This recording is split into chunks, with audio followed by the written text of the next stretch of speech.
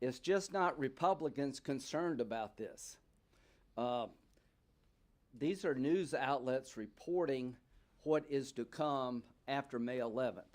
Every news organization in the country pretty much sees this the same, that there's going to be a dramatic increase in illegal crossings because people are sitting in Mexico waiting to May 11th.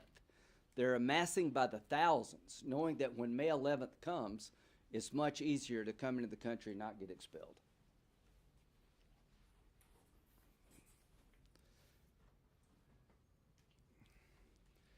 These are Democratic mayors who are saying we're overwhelmed. This is just not a Republican Party. These are mayors of Washington, Chicago, New York, begging the Biden administration to change course and change policy. This is affecting the entire country, not just border states. But if you're in Texas, you're on the tip of the spear. Brownsville, Laredo, and El Paso have declared states of emergency because they know what's coming May the 11th. These cities are being overrun. They're having more capacity than they can handle. Crime is up. Disruption in these cities is just really out of control. I'll turn it over to John here in a second. He can talk better about Texas. But to the Biden administration, what the hell has to happen for you to change policy? At what point are you going to take this seriously? At what point are you going to rise to the occasion? America is under siege here, and you're sitting fiddling while everybody is burning in America. So what we hope to do is to beg and plead with this administration. I've asked Democrats to join the effort to not repeal Title 42 May the 11th. It's been used 2.3 million times to expel people who came here illegally. That authority goes away next week. So it's not like it doesn't matter. It's been used by the administration probably more than any tool in the toolbox, and they're taking out of the toolbox one of the most effective tools they have to deter illegal immigration. And come next week, all hell is going to break loose along the border and eventually will flow into the interior of the United States. About solving illegal immigration. John and I have sat down with Democrats for over a decade now trying to fix this problem. This is a self-inflicted wound by the Biden administration. They have the power to continue this policy. They have the power by executive action to keep people out of the country when they want to claim asylum. They repeal the Trump policies that led to the lowest illegal crossings in December of 2020 in recent history. It was a choice they made. This has got nothing to do with Congress acting or not acting. This is a conscious decision by the Biden administration to take a tool out of the toolbox that's been very effective, and it's going to lead to holy hell. It's going to lead to just a crushing of the border cities that are already under siege, and Democratic mayors are begging the Biden administration to change course. We're begging them to change course, and I am hoping that our message will get through, but time will tell. Senator Cornyn knows this as well as anybody, better than most. Well, I appreciate my friend Senator Graham for arranging this press conference. He's exactly right. What is currently a flood of humanity coming across the border is getting ready to become a tsunami. And because the tool that the Biden administration has used, Title 42, the pandemic law, the public health law, is going to expire.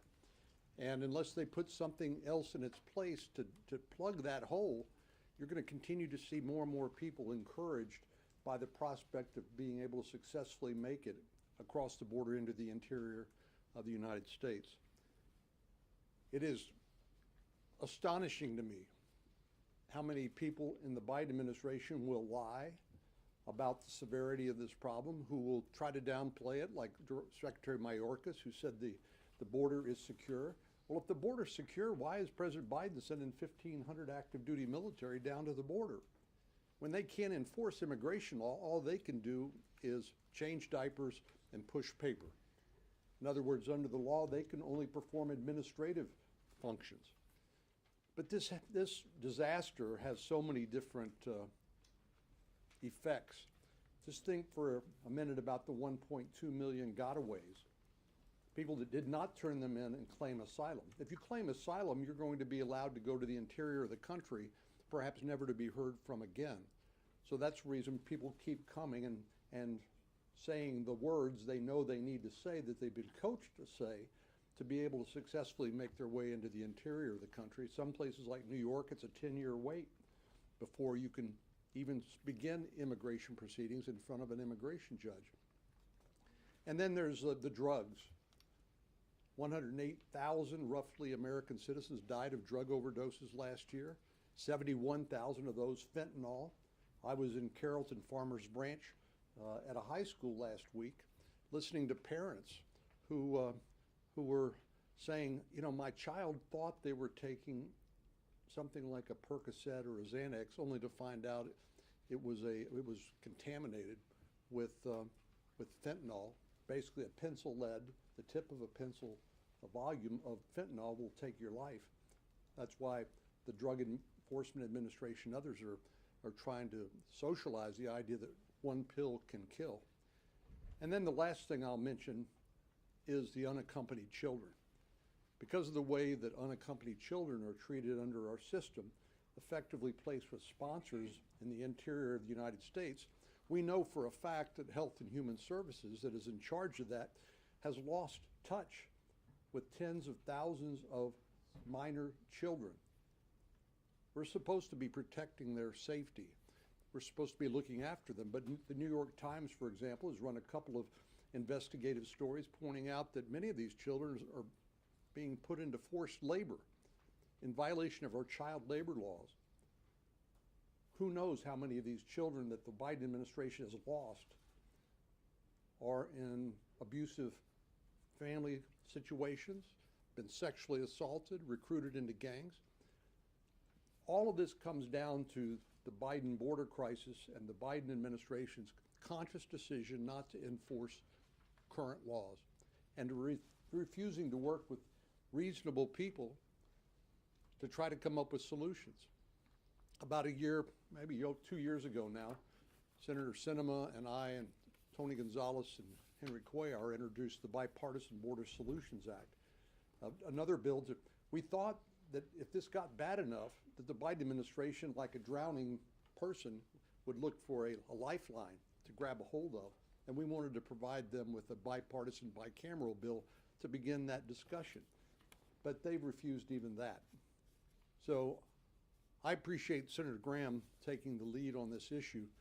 This is a bad situation that's about to get much, much worse. And the answer is not 1,500 active duty service members. They didn't join the military. They go to the border and push paper and change diapers.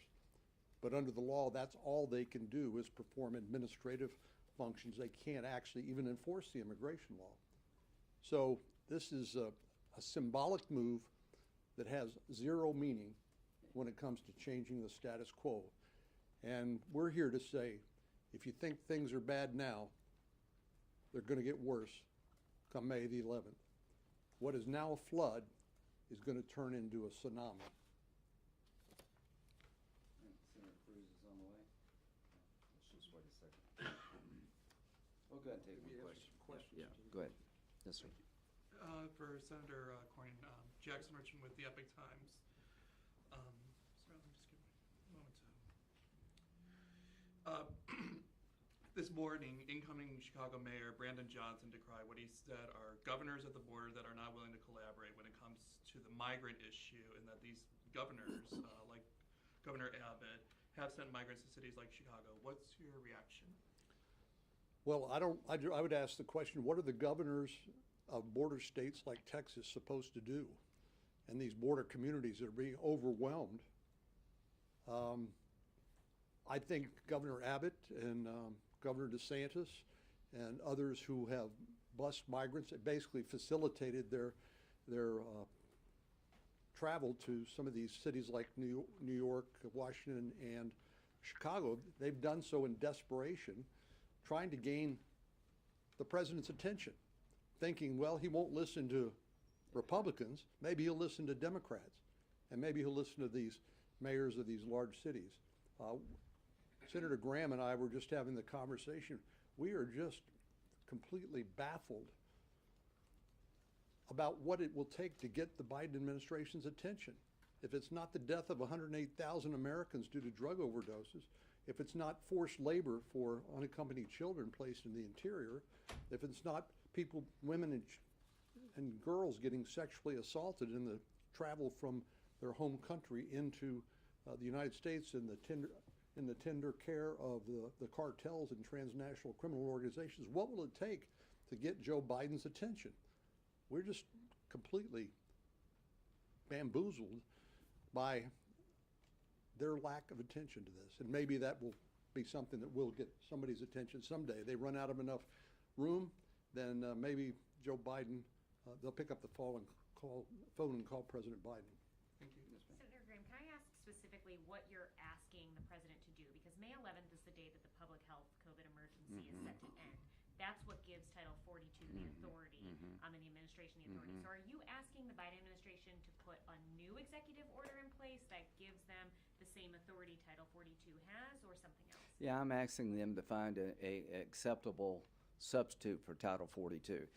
This is like being hit by a slow-moving truck in Kansas. This has been going on for like a year. Here we are next week, and they have no adequate substitute. So you're going to take off the table a tool that allows expelling 2.3 million illegal immigrants under Title 42, and you don't have an adequate substitute. That's the point. The COVID emergency ends, but there's things you can do. Trump did.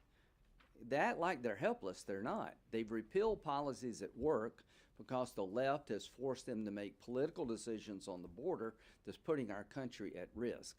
The quality of life along the border communities in this country is being destroyed. And interior governors complain about reducing the quality of life of their states. What is Texas and these other states? What are they going to do? So, yeah, our plea is do something that gives you the ability to continue to deter illegal immigration. Just repealing Title 42 without adequate substitutes makes the problem worse. And One of the things, But you think the one COVID of the things emergency that President Biden could do is use a law that was signed by President Clinton to provide for expedited removal. Of course, that doesn't fix the broken asylum system, which is another big component of this, but it would provide that adequate substitute that Senator Graham has mentioned. But I think none of us have any confidence in the Biden administration's commitment to enforce the immigration laws and to prevent this disaster from getting even worse. Joe Biden and Kamala Harris have presided over the worst disaster at our southern border in our nation's history. This was not an accident. It was deliberate. It was the consequence of deliberate political decisions that have created this chaos. This crisis was caused by three political decisions made in the very first week of the presidency. Number one, Joe Biden immediately halted construction of the border wall. Number two, Biden reinstated the disastrous policy of catch and release. And number three, Biden pulled out of the incredibly successful Remain in Mexico agreement. The consequence of those political decisions was catastrophic. We went from the lowest rate of illegal immigration in 45 years, which is what Joe Biden inherited, what we had in 2020 under Donald Trump, success. And Biden and Harris came in and turned success into failure. Not just failure, abysmal failure. They didn't just go back to Obama-level illegal immigration. They produced the worst illegal immigration our nation has ever seen. Over 6 million people have crossed illegally under Joe Biden. Last year, over 100,000 people died of drug overdoses, the vast majority of which was Chinese fentanyl streaming across the border under Joe Biden. And we saw just this week in Texas the horrific consequences. A mass murderer who in cold blood assassinated 5 people, assassinated a family, including an 8-year-old child. We now know that mass murderer was an illegal alien who had repeatedly entered the country illegally, who had been repeatedly deported. And yet, because under Joe Biden's open border policy, ICE is prevented from deporting dangerous illegal immigrants, he was here to commit that mass murder.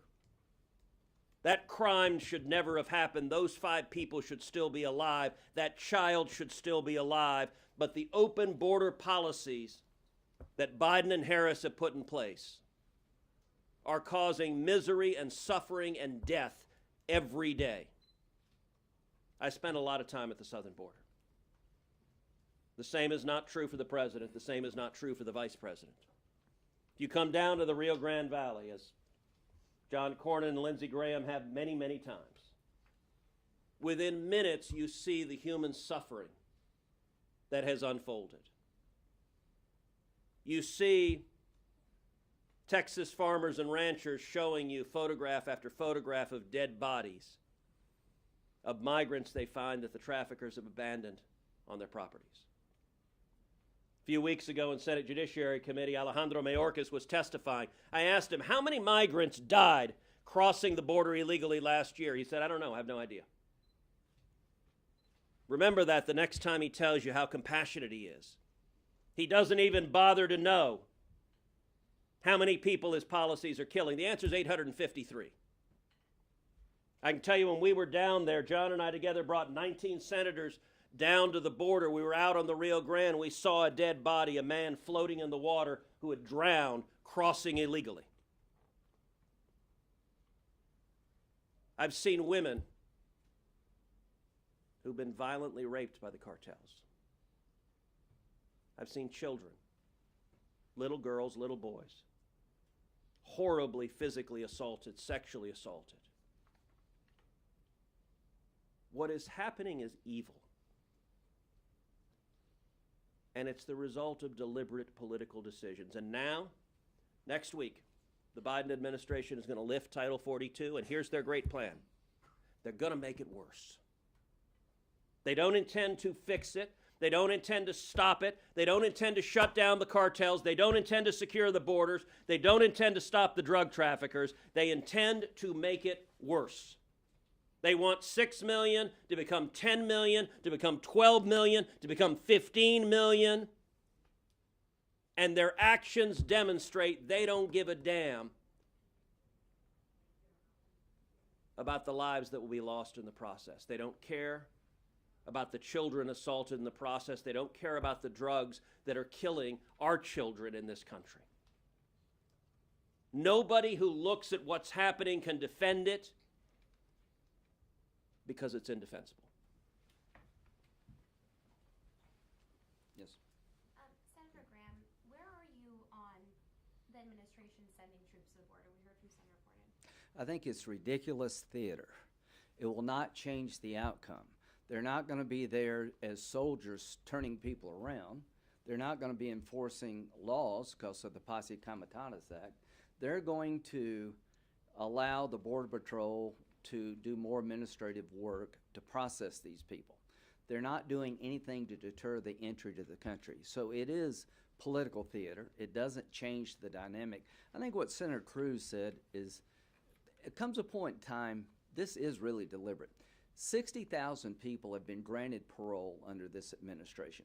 That's a process under U.S. law that's meant to be used judiciously, where you have a review, there's a certain situation that would allow the person, they got to appear in court, they got a family member dying. I think during the Trump years, maybe 10 or 12 people granted parole, 60,000. So what am I going to do next? Well, these gentlemen from Texas, senators, were explaining to the country that next week's going to be a bad week and you could avoid it if you chose to. The 1,500 soldiers are not going to do a damn thing. But I intend to disclose and uncover, I think, a conscious abuse of the law to allow people in through a process that I don't think the law ever intended. So I think Exhibit A as to whether or not this administration wants to get as many people in the country as they can is going to be how they abuse the parole system. Did you feel the same about it being theater when Trump sent troops to the border in 2018? I feel that Donald Trump did the best job in my political lifetime. When Donald Trump did something, it worked. Everything he did, as Ted suggested, worked. The Triangle Agreement with the three Northern Triangle countries where they would process asylum claims took the problem off the table. You had the lowest illegal crossings in December of 2020, as Senator Cruz said, in 45 years. So I would suggest that if you want to compare the Trump performance on the border to Biden, it's an easy comparison to make. What am I urging the Biden administration to do? Because Trump did it doesn't mean you can't do it. Your country is being destroyed by illegal immigration. Your own democratic cities are being overwhelmed. As Ted and John have talked about, the human misery is beyond one's imagination. You can literally repeat what Trump did to gain control over the situation if you chose to. Now, why can't they do that? Because the radical left owns this administration. The parole policies are being pushed by people who want everybody in the world to come here. The change in border policy was driven by a group of people on the left of the Democratic Party that believes we should have open borders. And if you don't get that by now, you have missed a lot. Let me add something on that. Look, sending troops to the border can have an enormous positive effect. There's no doubt boots on the ground matter, whether it is military troops, whether it is National Guard, whether it is Texas DPS officers, whether it's Border Patrol agents. Boots on the ground are an important part of how you secure the border. However, under Joe Biden, the 1,500 troops he's sending will accomplish nothing to secure the border, and they're not designed to, and here's why. The troops on the border are beneficial if you have a policy that when you apprehend someone, you deport them. Then the troops on the border are helpful for apprehending people coming across. As long as the Biden administration keeps in place catch and release, he could send 1,500 troops, he could send 10,000 troops, he could send 100,000 troops. It would do nothing to secure the border. Why? Because every illegal immigrant they encounter, they would hand over to the Biden administration, and the Biden administration would let them go. Actually, more than let them go, would put them on a plane or put them on a bus and take them to whatever city in America they want to go to. Joe Biden is the last mile of the human trafficking network. And to understand just how horrific it is, I'd encourage you to go back to Alejandro Mayorkas' testimony before the Senate Judiciary Committee, which all three of us vigorously questioned him at the time. And there was one moment in that questioning when I put up a poster board, and it had a series of pictures of colored wristbands. And I asked him, I said, Mr. Secretary, what are these colored wristbands? And his answer, he said, I don't know, I have no idea.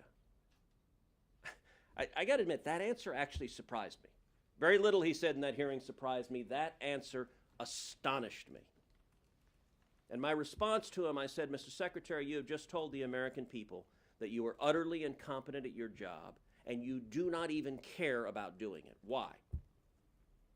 Because just about every illegal immigrant who crosses the border has one of those colored wristbands around their wrist. If you stand on the banks of the Rio Grande, as I have, as Lindsey has, as John has, you'll see hundreds, you'll see thousands of colored wristbands in the grass. For him to say he didn't know what they are tells me he's never stood on the banks of the Rio Grande. He's never even bothered to ask the Border Patrol agents, hey, what's going on here? The colors on the wristband correspond to how many thousands of dollars the illegal immigrants owe the cartels. Virtually all of them come in massive debt to the cartels. And the color coding, look, for the cartels, these are not human beings, these are cargo. That's how they treat them.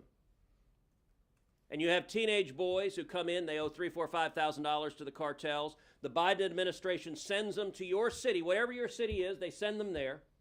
And those teenage boys are working for the drug cartels, and they have to work for the drug cartels because they'll murder their families back home if they don't. So every city in America is getting an influx of criminals working for the drug cartels, courtesy of Joe Biden and Kamala Harris. And I'll tell you, as bad as it is for the boys, the girls have it a lot worse. There are thousands upon thousands of girls in sex slavery right now, in forced prostitution, I look at those wristbands as modern-day leg irons. And for the Secretary of Homeland Security to say, I don't even know what they are, tells you that he has not spent one day going into the office saying, I'm going to do my job today. Tell me what's happening at the border and how we stop it. He's not trying to stop it. The administration rather is trying to accelerate it and create even more illegal immigration. One last question. Yeah. I wanted to clarify what type of substitute authority you guys were looking for, because the Biden administration is reinstating expedited removal. Why is that insufficient? Some people say that. Well, you know, all I can tell you is that we went from the lowest illegal crossings to the highest on record. They're talking about setting up processing centers inside Mexico and other countries, which is a good idea. Remaining Mexico worked. People are not going to pay a cartel $10,000 to sit in Mexico for 5 or 10 years. That's why it went to a trickle. The exceptions they have consume the rule itself. Unaccompanied minors are not, they don't have to comply with this. The rebuttable presumption, you can still show up at the border and be processed. So the bottom line here is that the processes that we know work were repealed for a political reason. Title 42 ends May the 11th, and we are here begging the administration, it is in your power to adequately substitute Title 42 authority. You've done nothing from my point of view, and Ted knows this better than anybody, to provide an adequate substitute. So the reason 10,000 people in one city have gathered waiting for May the 12th is because they don't see an adequate substitute. People voting with their feet on the ground tell you they don't see anything replacing Title 42 they're concerned about. These surges would not be existing if they had found a way to replace Title 42 and communicate it to people. You're wasting your time and your money. So the fact that the surge is coming tells me they have made no corrective action, and Senator Cruz and I would gladly sit down with the administration and give them ideas about what they could do to stop the surge, but there's been no interest in their part. And All right, thank you, guys. thank you.